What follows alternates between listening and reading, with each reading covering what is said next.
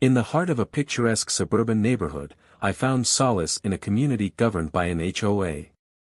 Life flowed smoothly here, punctuated by the rhythmic hum of lawnmowers on Saturday mornings and the delicate scent of fresh blooms. It was a sanctuary for families and retirees alike, an idyllic tapestry woven together by common interests and shared values.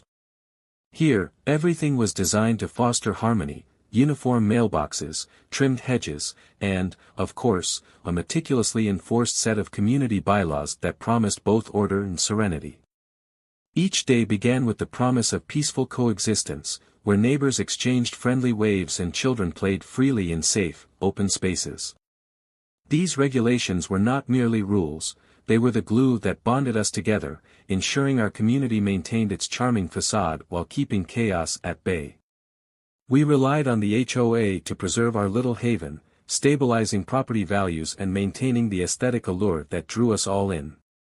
The distant sounds of delighted laughter floated through the air, blending harmoniously with chirping birds, nature's reminder of how good life could be when a community thrived.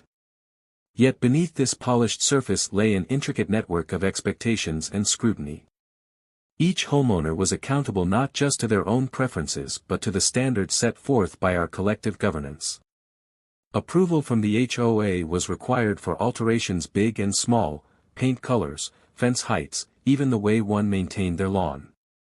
This interplay of regulation and personal freedom constantly reminded us that peace often came at a price. Feeling secure within these predictable confines allowed us to excel in our roles as both residents and stewards of our neighborhood's tranquility. Little did I know how fragile that balance truly was and how quickly it could shatter, setting into motion a series of events that would forever alter my view of suburban stability. Among the elements that anchored my tranquil life was my trusty tractor, a vibrant green machine that had seen countless seasons in our community. More than just a tool for yard work, it was a symbol of hard work and connection to the land, representing the fruits of my labor in maintaining my property. I often found solace atop its comfortable seat as I maneuvered it across the neatly mowed lawn and tended to the flower beds that burst with color each spring. Each weekend, like clockwork, I devoted time to routine maintenance, checking the oil, sharpening the blades, and ensuring everything was in top shape for another week of grass cutting and mulching. The scent of freshly cut grass and earth mingled in the air as I worked, invigorating me and affirming my sense of accomplishment. The tractor became not just a vehicle for chores, it facilitated dreams of a flourishing garden and a pristine landscape that mirrored the beauty society expected from us. Yet, there was an emotional layer to this piece of machinery. My late grandfather had gifted it to me when I first moved into the neighborhood. Every scrape and dent told a story, weaving together memories of summer afternoons spent in his company, learning how to care for the land. Operating that tractor wasn't merely about maintenance, it was an homage to his teachings and love for craftsmanship. It was hard for me to imagine life without this faithful companion, especially amidst a community where appearances were paramount. Little did I know that my reliance on this nostalgic emblem of productivity would soon take an unforeseen turn toward catastrophe. In our closely knit community, the HOA maintained a watchful eye over every aspect of property life, particularly regarding vehicle usage.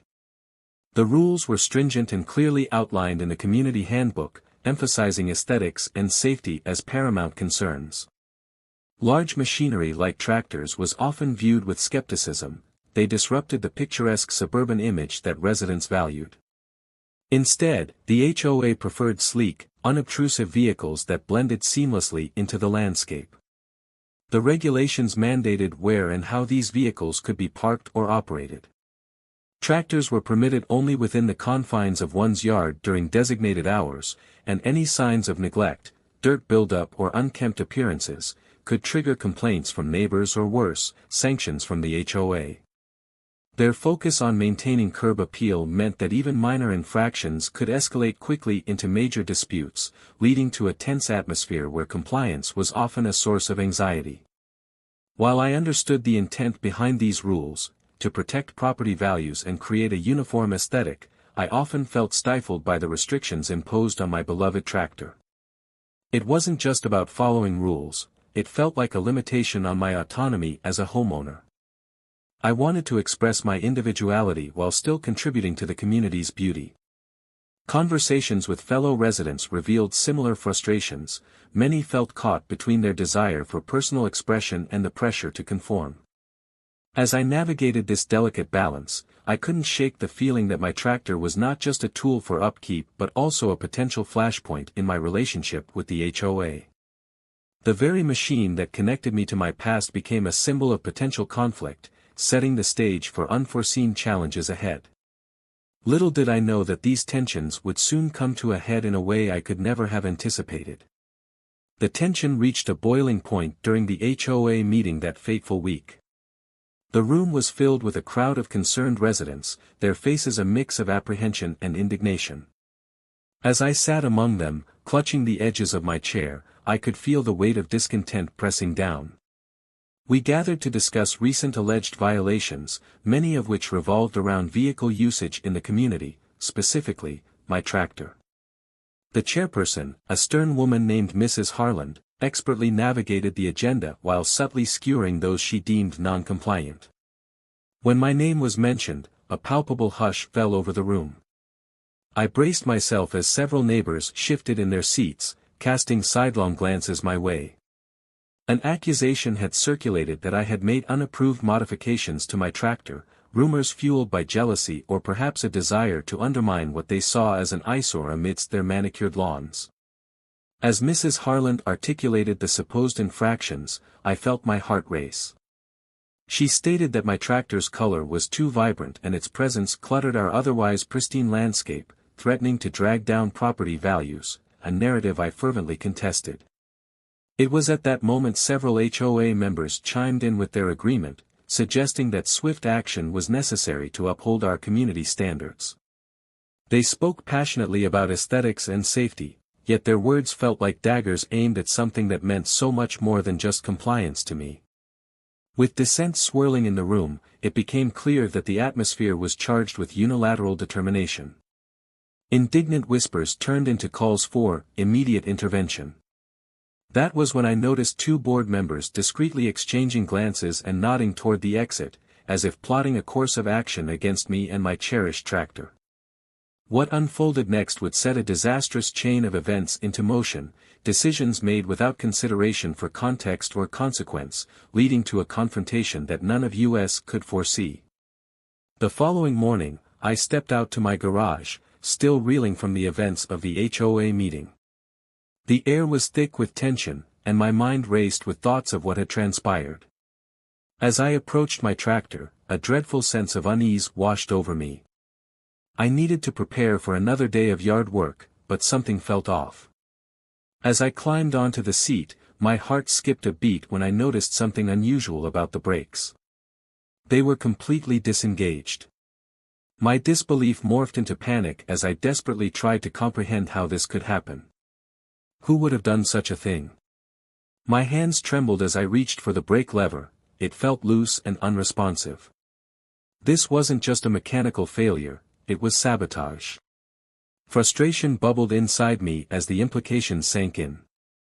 The HOA had taken it upon themselves to intervene without any communication or warning, culminating in this reckless act. Were they really so concerned about aesthetics that they would resort to tampering with my property? The sheer audacity left me fuming.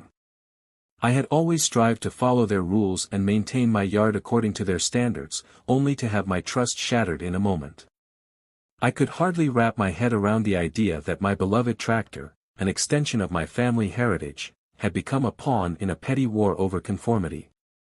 The thought of an organization responsible for community harmony engaging in such underhanded tactics made my blood boil. It struck me then that the very regulations meant to ensure our safety and aesthetics had spiraled into an overreach that threatened our peace instead. What was intended to be a supportive community had turned into something sinister, leaving me feeling isolated and betrayed as I prepared for the chaos that was about to unfold. The sun hung low in the sky that fateful afternoon, casting a warm glow over the neighborhood. I had decided to tackle some landscaping work, hoping to find a moment of peace amid the chaos surrounding my tractor's recent sabotage. With a deep breath, I climbed onto the seat, determined to push past the anxiety gnawing at me. It was just another day of yard work, or so I thought. As I engaged the engine, the familiar roar filled the air, and for a brief moment, I felt reassured. But as I prepared to move forward, the brakes remained stubbornly disengaged.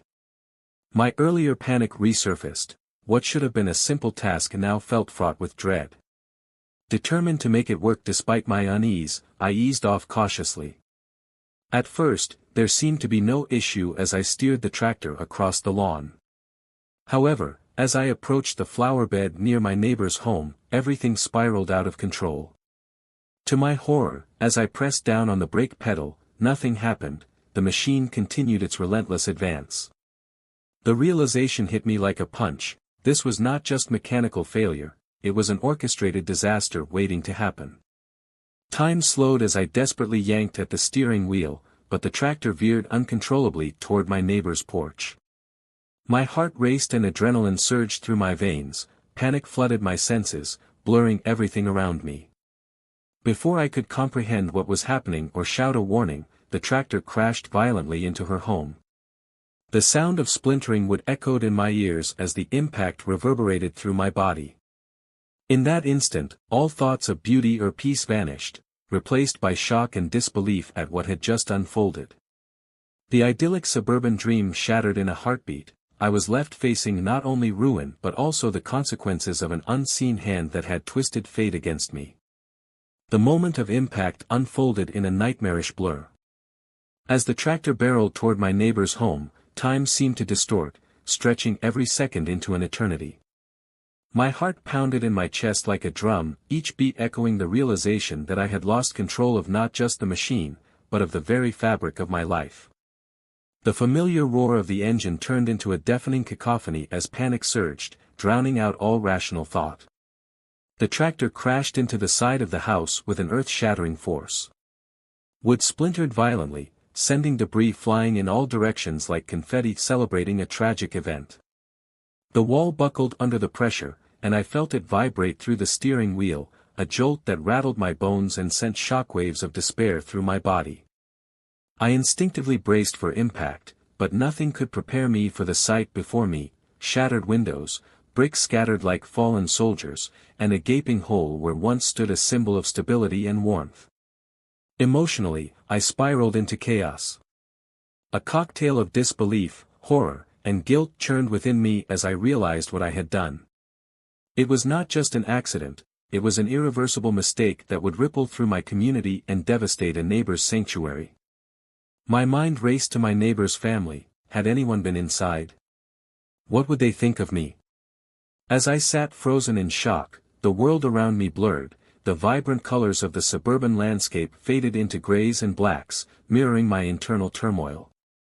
Shouts of alarm erupted from nearby yards as neighbors rushed to the scene, their faces painted with confusion and fear. The dream of peaceful coexistence lay in ruins, buried beneath the wreckage of my own making. In that moment, everything I had held dear crumbled away, leaving nothing but silence amidst the chaos. The immediate aftermath was a cacophony of confusion and chaos. Neighbors rushed from their homes, drawn by the sound of destruction and the commotion outside. Faces twisted in shock, they gathered around the wreckage of my tractor embedded in the side of Sandra's house. Their murmurs and gasps felt like daggers piercing through my already fraying nerves. The realization of what I had just done hung heavy in the air. Amidst the frantic crowd, I spotted Sandra, the homeowner whose sanctuary I had just violated. She stood frozen, her eyes wide as she took in the scene: splintered wood, shattered glass, and an imposing tractor where elegant brickwork once stood. My heart sank further as I witnessed disbelief transform into anger. Her expression spoke volumes about the betrayal and chaos I'd brought to her life. Sirens wailed in the distance, gradually approaching like a dire omen. Within minutes, emergency services arrived, their lights flashing blue and red, a stark contrast to the delicate suburban sunset. Paramedics jumped from their vehicles, assessing not just potential injuries but also the growing crowd of onlookers that had assembled, anxiously whispering among themselves. I could hear snippets of conversations filled with judgment and fear. It felt like a surreal nightmare unfolding around me. As first responders moved closer to evaluate damage and ensure no one was hurt, my thoughts spiraled into dark corners of regret. Had anyone been inside when I crashed? The vision of Sandra's children playing just beyond the threshold haunted me. My heart raced as I fought back tears. I felt overwhelmed by a wave of guilt so consuming it nearly knocked me off my feet. As emergency crews began retaking control of the scene, I stood off to the side, engulfed in shame and despair. Realization washed over me, my actions would ripple through our community in ways I could hardly fathom. An idyllic suburban dream had turned into a living nightmare. The haunting reality was setting in that lives would be altered forever because of my misplaced trust in my once beloved tractor. As I stood on the sidelines, watching the scene unfold in a haze of confusion, thoughts of Sandra and her family spiraled closer to the forefront of my mind. Guilt washed over me like a tidal wave, threatening to drown me beneath its weight. My heart ached as I imagined what she must be feeling, an invasion of her space and reassurance suddenly replaced by wreckage. Had I just destroyed not only her home but also her peace of mind? Panic coursed through me as I envisioned her children, who often played in their yard just outside that very wall. What if they had been near the windows when the impact occurred? The thought sent shivers down my spine. I had considered so many things during my time in this neighborhood, upholding community standards, tending to my home, but never once did I think about how deeply rooted my actions would affect another's life. Overwhelmed with dread for Sandra's well-being, I found myself scanning her face for any hint of injury or distress amidst the chaos. Would she be okay? What would happen next? Her expression shifted from disbelief to anger, and then to something more heartbreaking, a profound sadness that gripped my heart. I felt utterly powerless at that moment. As emergency responders ushered other neighbors back, their focus now primarily on inspecting the damage, my attention returned to the house. Walls caved in, bricks scattered like discarded dreams on the lawn, dust swirling around like phantoms whispering secrets of lost stability. This was not just property damage, it was a fracture in our community's bonds. What if repairs took time? How could she rebuild trust in me and our neighborhood? The harsh reality settled in that my accident threatened not just timber and bricks but the very fabric of our neighborly relationship.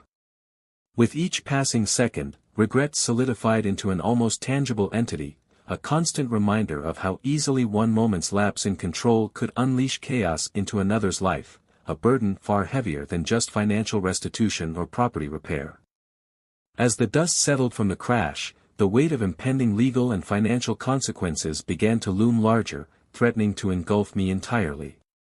With emergency responders tending to the immediate aftermath, my thoughts shifted to the complications that were about to arise. Did I have enough insurance to cover the damage? How would Sandra's family handle this? The implications felt staggering, and reality hit like a wave crashing against jagged rocks. Amidst a flurry of emotions, I discovered that this was more than just about personal loss or neighborhood relations. This was now a legal affair. I could already envision the lawyers lurking in the shadows, eager to exploit the situation. The HOA had indirectly become both my accuser and my witness in this unfolding drama. Had their insistence on strict aesthetics fueled this tragedy? Their decision to tamper with my tractor's brakes seemed an insidious act aimed at preserving their vision of perfection at all costs. Now it appeared they would escape accountability while I bore the brunt of their actions. Panic swirled inside me as I imagined court appearances and potential liabilities. Who would take responsibility for my tractor's brakes? And what would go down in community discussions when word got out? The insipid whispers of my neighbors seemed amplified now, judging me for something that was far from solely my fault. The potential financial ramifications loomed large, paying for damages to Sandra's home, facing fines from the HOA, dealing with increases in insurance premiums. It was becoming a nightmare scenario unfurling in slow motion.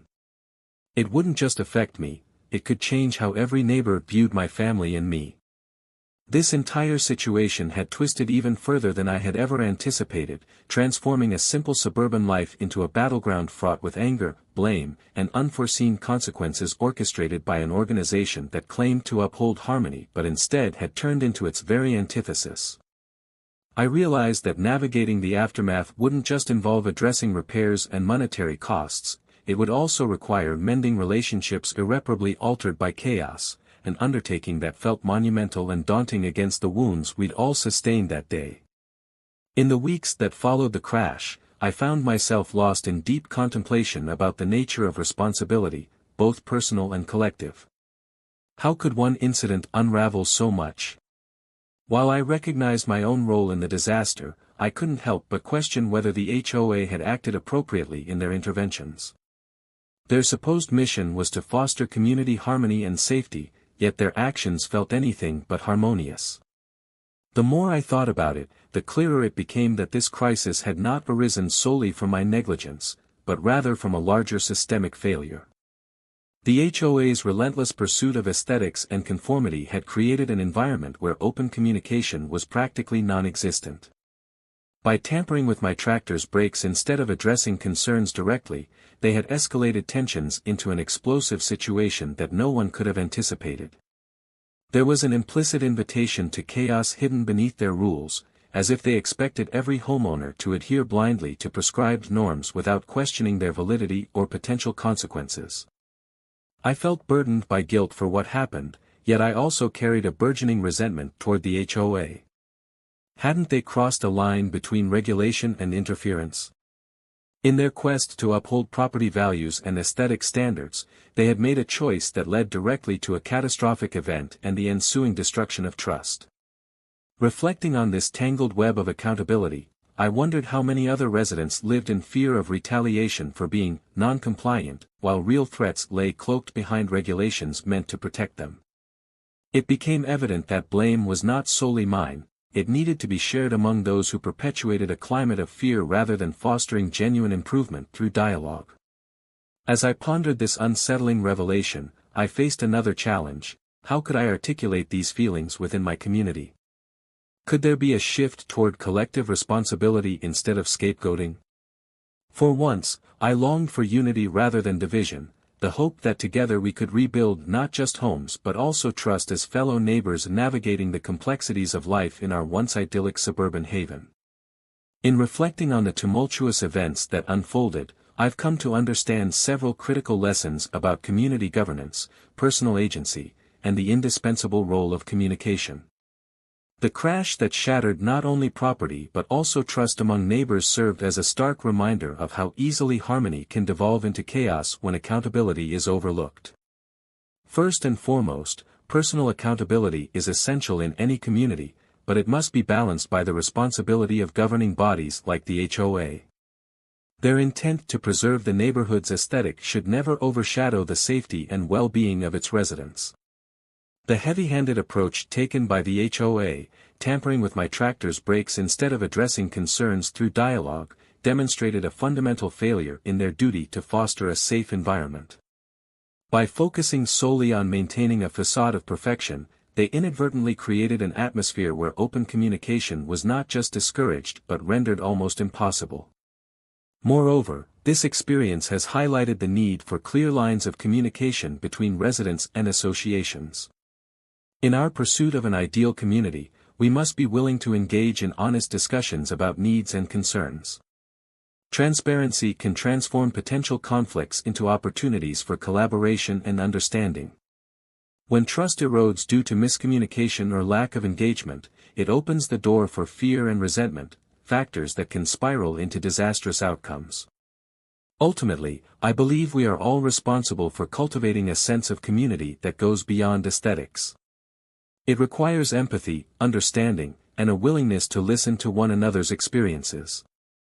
As we navigate these complexities together, we must remember that our strength lies in unity rather than division.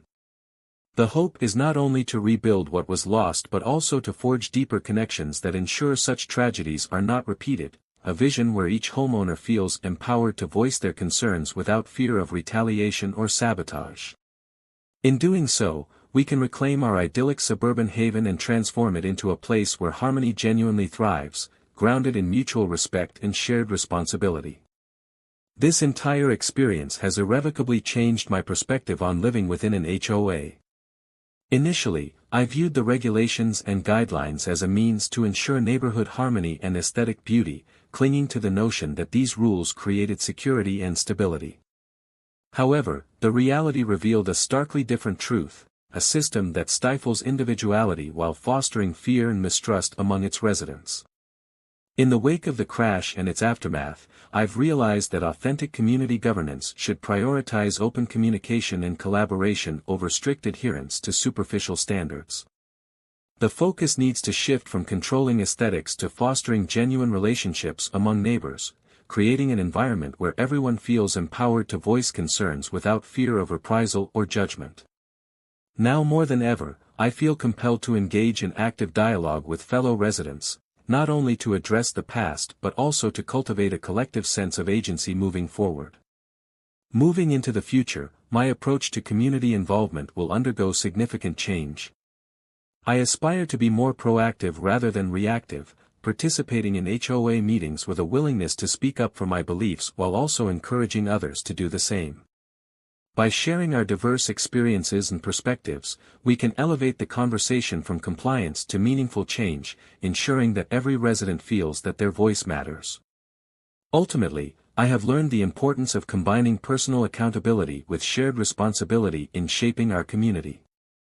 Rather than allowing my tractor crash to define me solely through guilt and despair, I choose to use it as a catalyst for deeper reflection and growth, both for myself and for my neighbors. Together, we can reclaim our suburban lives from the shadows of conflict and pave the way for an inclusive and united community that thrives on transparency, empathy, and a commitment to each other's well-being. The hope is not merely to rebuild what was lost but to create something greater, a space where trust flourishes and we all can feel at home.